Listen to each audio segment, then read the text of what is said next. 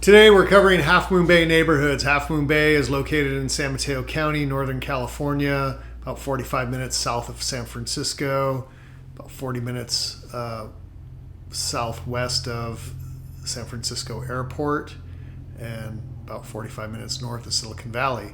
So great location, beach town, tourist town, ag town, and good bedroom community to commute over the hill, and if you don't have to commute, even better.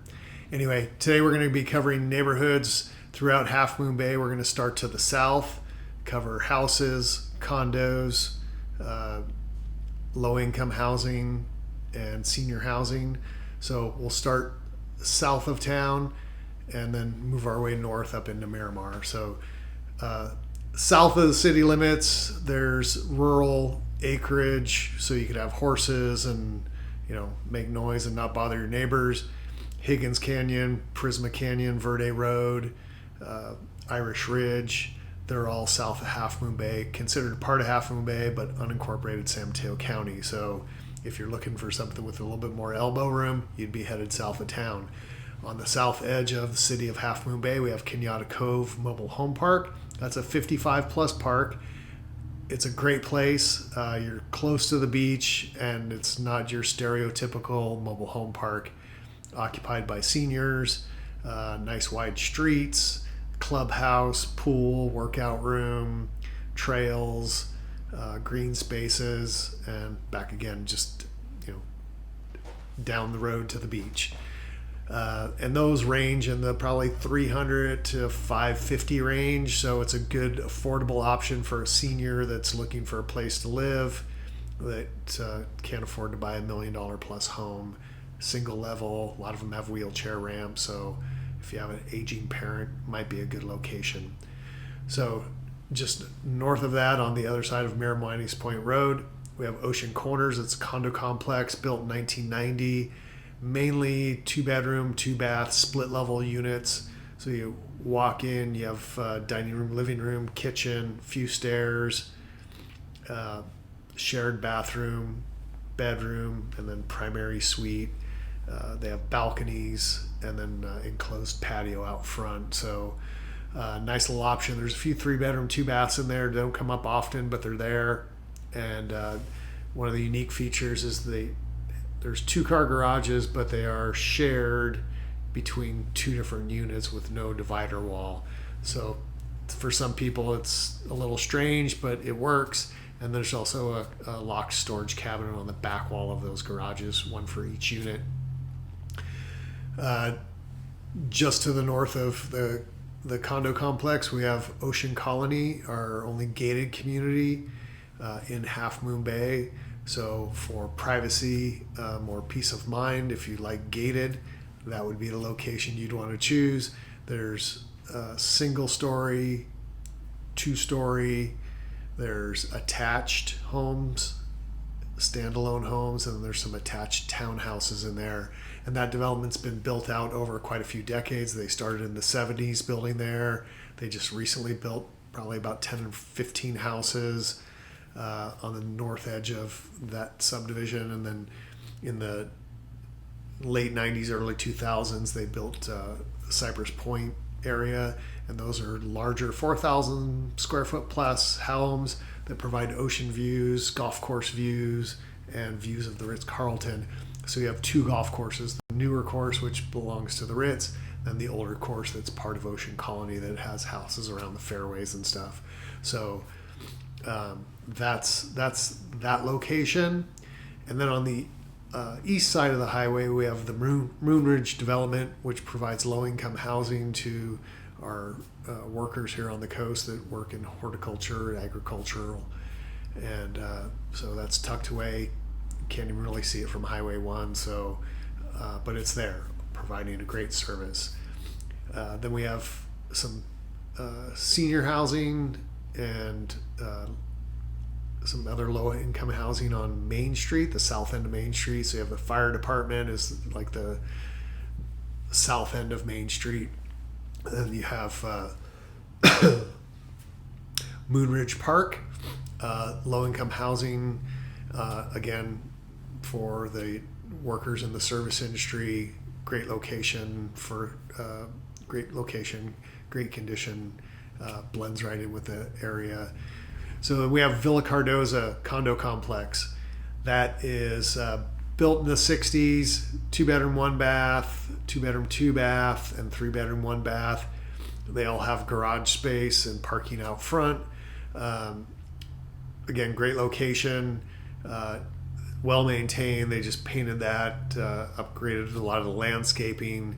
So nice little setting there. You have Seacrest School tucked back there off of Main Street also. And there's on Arnold, there's a row of duplexes.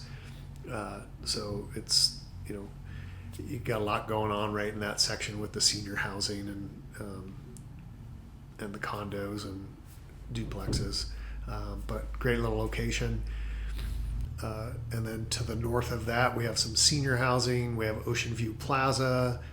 Those are single-story units that you have to qualify for. And then we have a newer building that offers senior housing and also incorporates senior coastsiders that provides services for coastsiders here on the coast, or seniors here on the coast. So great facilities there. And then you have properties on the east and west side of Main Street. On the west side of Main Street, there's quite a few apartment buildings. Not huge, but there's apartments there. So those are kind of clustered together. And then you have a lot of single family homes. And those streets all have a little bit of different vibe, just depending on how they're built out. And some don't have sidewalks, some do. So again, great location because you can walk downtown, grab a cup of coffee, grab a newspaper, if they even print those anymore, hit one of the bakeries for a fresh loaf of bread or some pie, or head down to dinner at one of the many restaurants. So the area at the south end of Main Street is on the east and west side of Main Street are considered Old Town. The stuff on the east side, you have a lot of homes built in the 60s, single story, and then on Arroyo Leon, they built quite a few craftsman style homes, probably about 15, 20 years ago. And those are it's a nice setting. The creek Arroyo Leon Creek runs behind that street, so you have some green space there. As we move north, we hit Amesport Landing. That's on the west side of Main Street in between Prisma and Highway 1. Horseshoe Complex, built in the 90s, great green belt down the middle of it, trees around, nice landscaping, well-maintained complex, 1-bedroom, 1-bath units, 2-bedroom, 1-bath, 2-bedroom, 2-bath, and those are either first floor or second floor. And then there's townhouses tucked in there also that are about 1,400 square feet, 2-bedroom, 2.5 bath. So as we move north from there and across the highway, we have Arleta Park, mainly built out in the 50s and 60s. There's some newer stuff tucked in there and a few old ones. I know 460 Poplar was original model home built out there for Ocean Shore Railroad as you could own a house here out on the beach or on the coast. That still exists. I had the opportunity to sell that for one of the owners. Really cool property. But yeah, like I said, mainly 50s, 60s build. There's some newer stuff in there. There's some of the small, what we call shotgun houses. They're about 1,000 square feet, 1-car garage, 2,500 square foot lot. So it's a mix of sizes and vintage of homes. And that takes you up to Central Avenue. And from Central Avenue up to Kelly, we have the Alsace-Lorraine neighborhood. They started building that out in the 80s. They originally started building that on wells because there was no water hookups at the time, and the city decided that it was okay to build on wells. I'd say 99% of those have been converted over to city water since. A lot of them still have a little well building in the back, but it's been capped off. Those are on larger lots, 7,500 square foot lots, some 10,000, 12,000, 15,000 square foot lots. Majority of it's 2-story homes. easy access down to the coastal trail and the beaches. There's park there, a little city park, playground for the neighborhood and the community.